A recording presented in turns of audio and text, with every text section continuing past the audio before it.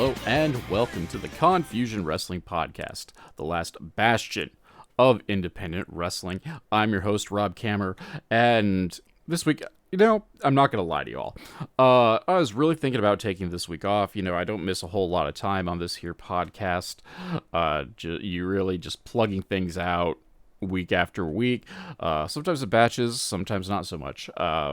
And kind of the combination of just some hitting the feels about professional wrestling in general, the state of the business, and then I also, full disclosure, had a no-show for this week's interview.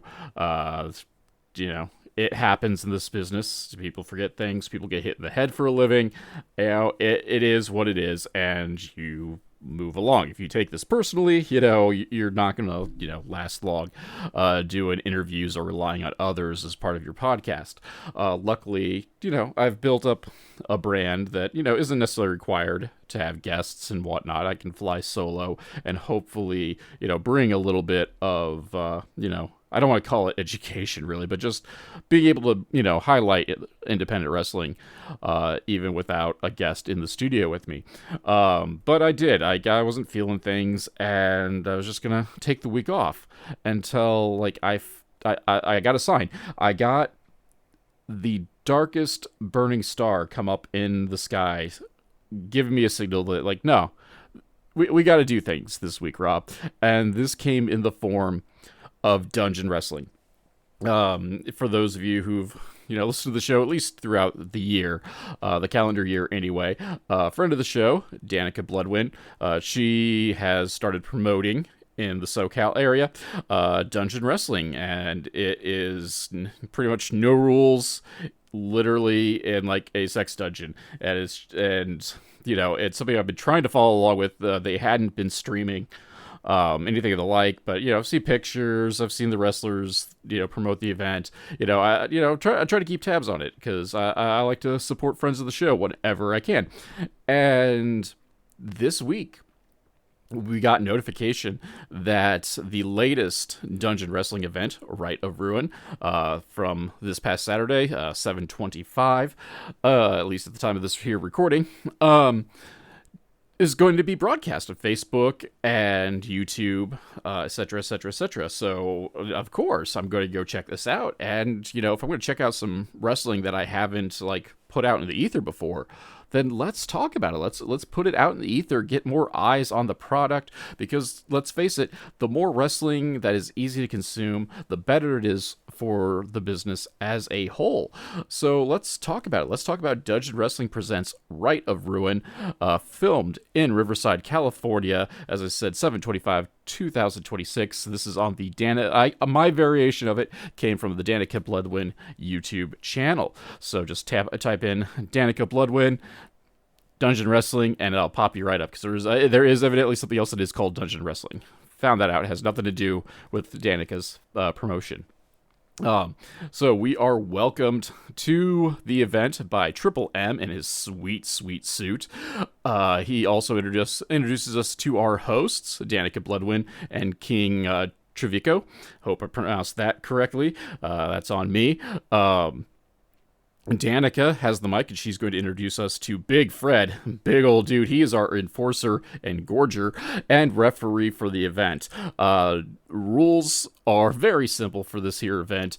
There really aren't any rules. No pinfalls. It's only knockout or submission inside the ring. They do clarify that these things can only happen inside the ring. And the third match in, we find out that there is 15-minute time limits for the matches. So, that gets added on later on, and it becomes kind of a joke on the open mic commentary, because Triple M also does hot mic commentary as well, and he's actually mildly entertaining. So I give him props, even though I'm not necessarily a huge fan of house mic commentary. But it worked. At least you got the right personality to do it. So here we go. Let's talk about it. Let's talk about Rite of Ruin.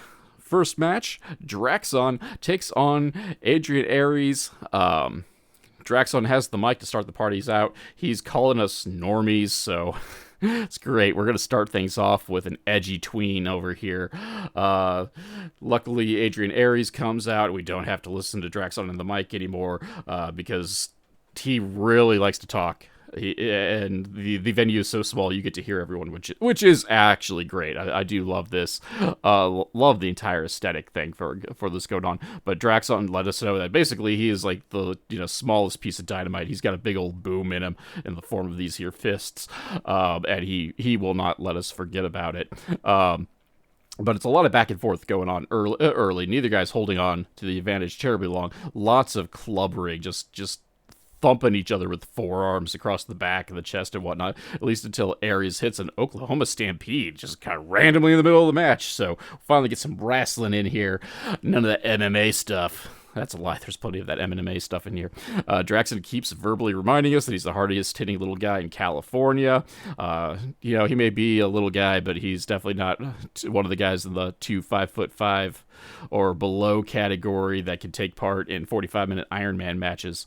Anywho, got our first dick twist of the evening by Aries, but it's not very effective. Make all the jokes you want into there, as Draxon almost immediately goes on the offensive. Big spinning side slam by Aries, and even Aries is dizzy after that one. Again, like a double down off of that. I guess not all of us can be Claudio Castagnoli. Lord knows that I'm not.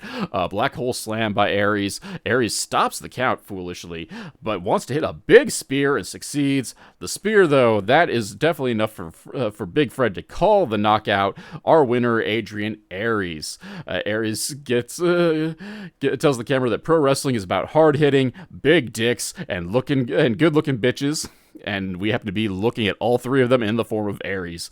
I got a cheap pop out of me. I didn't know where he was going with that, but, good on him. It was an entertaining match overall. Kind of a nice way to set the tone for the evening, because it is definitely a different kind of event, which I love in professional wrestling. Like, so much wrestling, and as it should be, is just, wrestle good. No bells, no whistles, wrestle good. And like, not that like Dungeon deviates from that terribly much, but just like the atmosphere, it is a small, like very small location. This is like, it's not a community center, not a gym or anything like that. Like it is basically just a back room, and with a small crowd in it, like they got the back room filled up pretty well. Just filled with things for the aesthetic, and that part is great. And then just how the matches themselves are going to be set up here also kind of adds this aesthetic. It's very cozy in a way, in the best way possible. I'm not doing that like, oh, this house is cozy, meaning it's tiny and no one cares.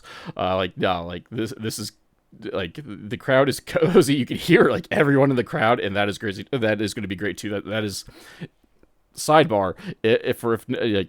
If no other reason, you should just watch this just to listen to the crowd, because the crowd is hilarious and popped me so many times throughout the course of watching this here event.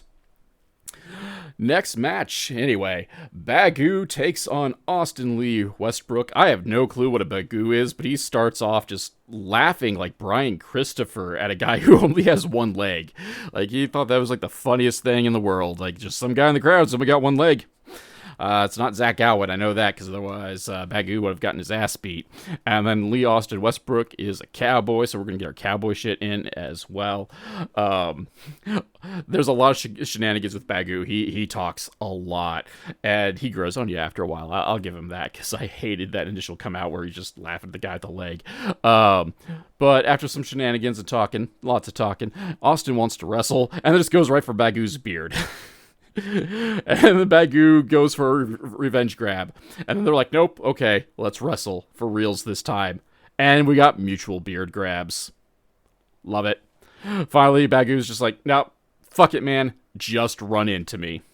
And the crowd is like extra hilarious for this one. Like they are, at least one lady's like almost like sexually harassing Bagoo. Like basically every time he does a move, she basically will order one of those.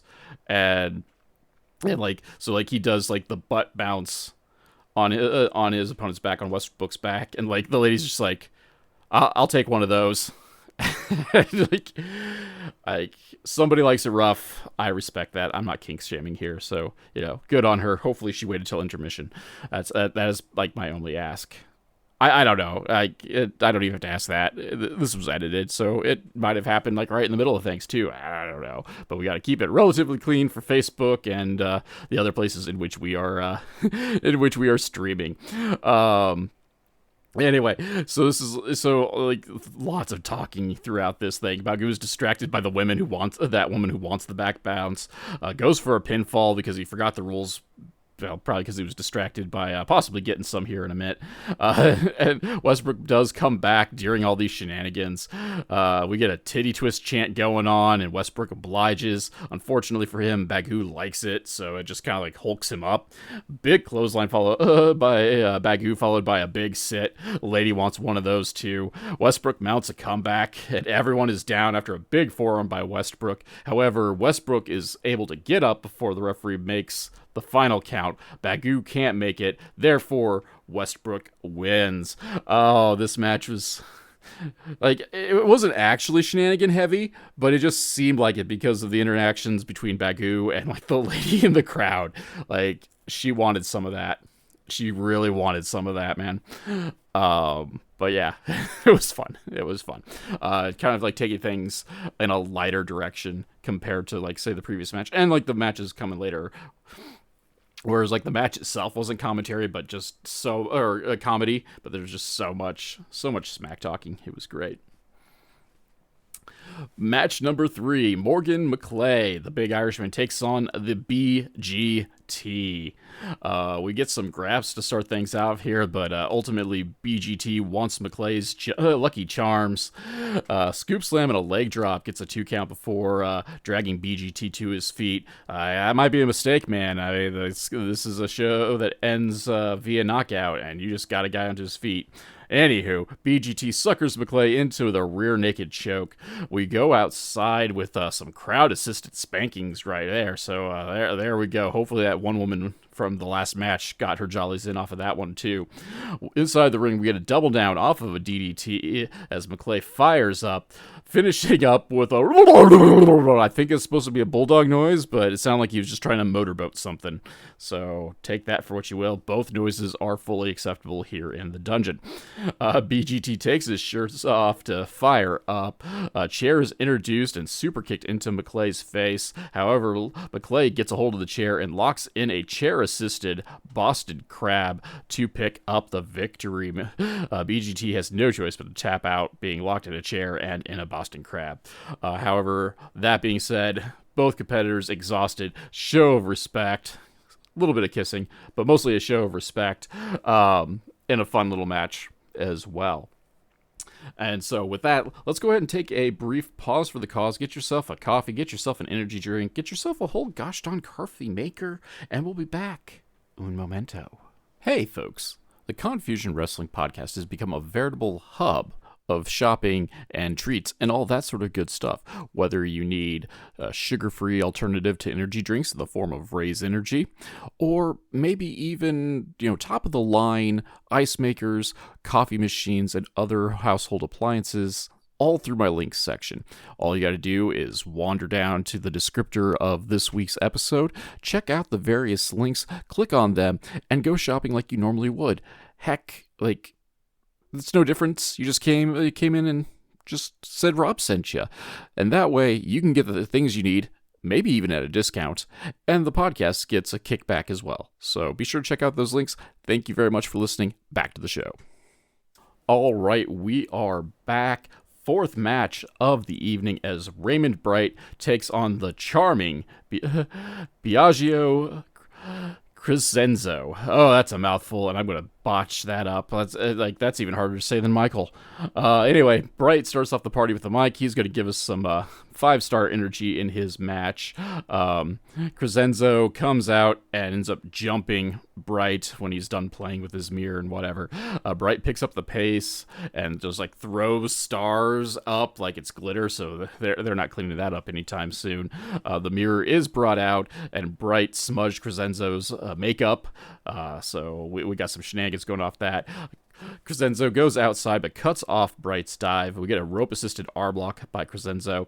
We're fighting all around the ring at this point, but no spankings, unfortunately. Inside the ring, Crescenzo cuts off a comeback before locking Bright into a tree of Joey Lawrence and chokes Bright with a chain. Get a leaping flatliner followed by a regal stretch by Crescenzo. Bright fights back, batches of strikes before locking in a rear naked choke of his own. However, Crescenzo gets out of it by dumping both of them outside of the ring. Commentary notes that there is less than 1 minute left, and they're just striking away at each other. We finally do get back in the ring with mere seconds left, but this countdown gets stopped due to a potential KO. Because Bright just almost literally took Crescenzo's head off with a clothesline. Luckily for the timekeeper, this was enough to stop the match, and your winner via knockout by Wicked Clothesline, Raymond Bright. Another fun little match.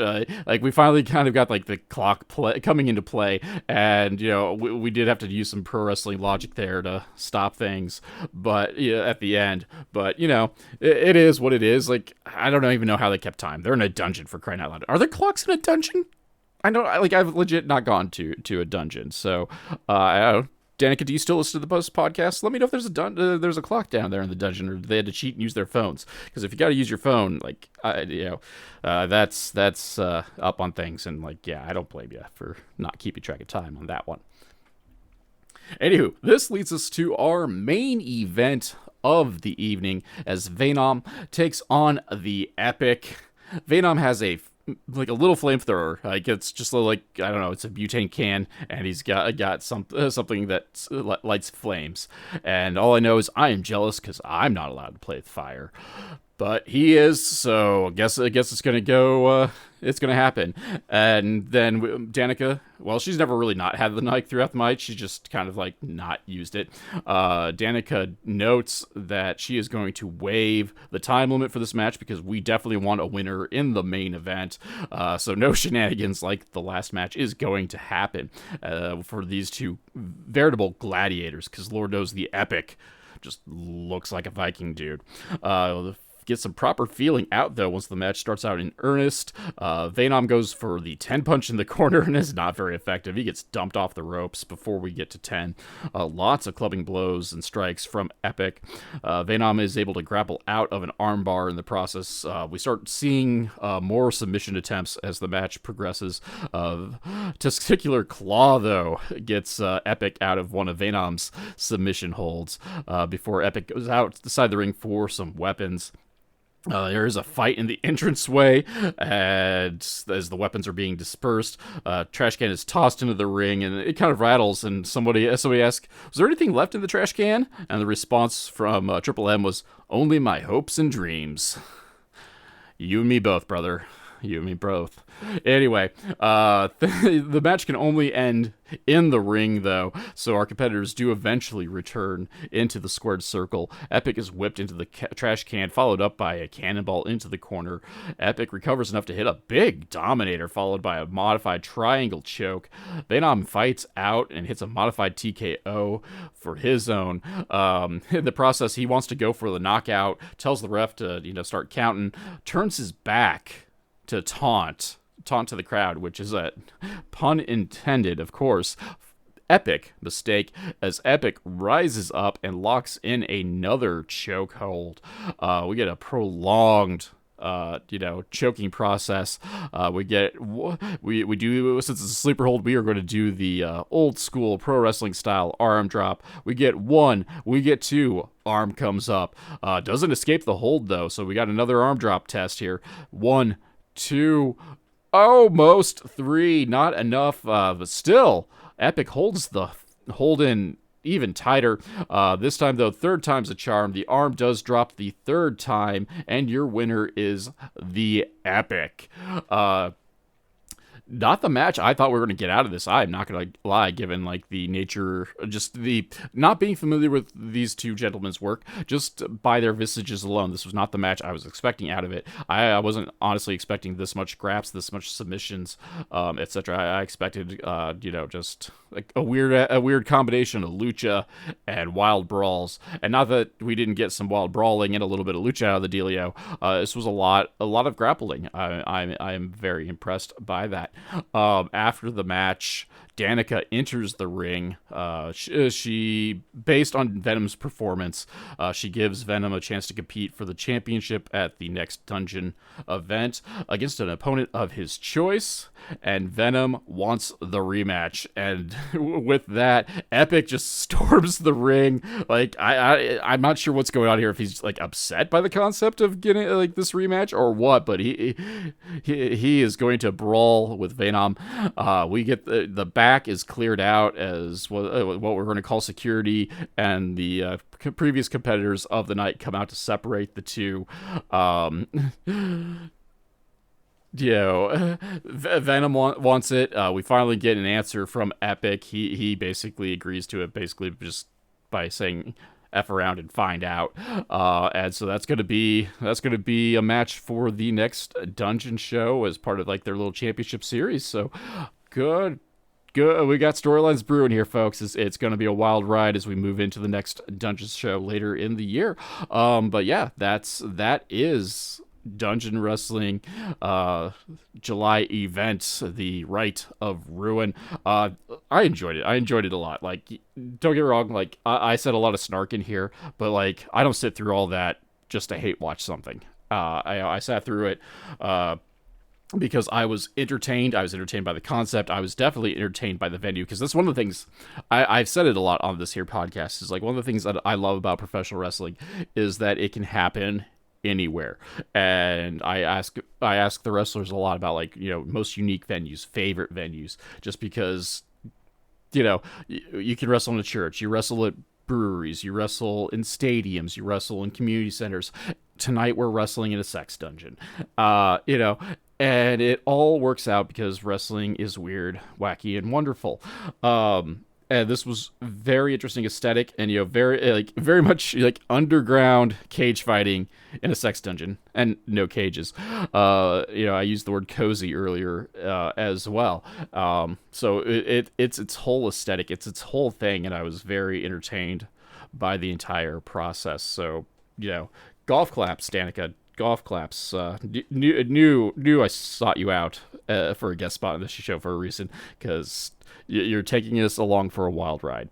So yeah, I enjoyed it. Be sure to check that out again. It was on Facebook Live, which I know that gets deleted after a wee bit. So your best bet to catch that is on Danica Bloodwind's YouTube channel as well. And I, thank you guys for giving this a listen. Thanks for letting me rattle on incoherently for 20 minutes plus at a time, even when I don't have anyone to talk to besides myself. And stay tuned for the plugs and the best ways to help support this here little podcast, and be sure to check out Dungeon Wrestling. And in the meanwhile, I'll catch you all next week. The Confusion Wrestling Podcast is a weekly podcast that is written and performed by Rob Kammer and hosted by Spotify for podcasters. The background music for this section is Ruined by Day, performed by Alan Schroeder. If you enjoyed this podcast and would like to help support, please like, subscribe, and tell your friends, family, and enemies. Leaving a review is helpful as well, because word-of-mouth advertisement is very important for us small podcasts. My social media links can be found in the description, but Twitter, Instagram, and Blue Sky are at The Nova of Cass. That's TheNovaofCass, and Facebook is MLW Confusion, all one word. If you'd like to support monetarily and help upgrade my equipment, please check out my virtual tip jar at ko-fi.com/Casanova, or if you prefer more bang for your buck, go to patreon.com/Casanova, that's CASSONOVA, where for as little as $2, backers get access to the podcast early and without those pesky ads, plus other exclusive content. So join the crew that is headed up by Keith Wynn, Alan Schroeder, Chris Zach, and Elenia, and check it out. You can also find t-shirts, coffee mugs, and other merch at the Confusion Podcast store on Teespring. Also, be sure to check out the affiliate links in the description below. For business inquiries such as ads, sponsorships, and etc., please email rzkamer, Kamer, at comcast.net. Thank you all for listening.